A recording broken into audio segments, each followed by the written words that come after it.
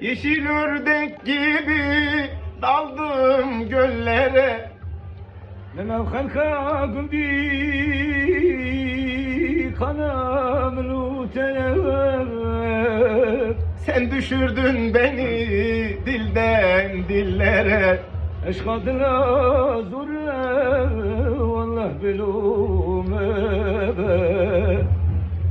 Sen düşürdün beni dilden dillere. Ne sen beni unut ne de ben seni. Hüseyin Kağıt. Ahmet abim, Kemal abim, Kemal Dileğin Ahmet. Pırpaşa, yüreği güzel insan. Sesi Adam, güzel, adam. kendisi güzel. Sağ ol abim. Selam olsun bütün abiler. Devare zalim, devare hain.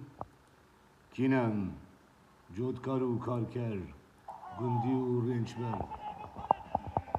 Emre ejderha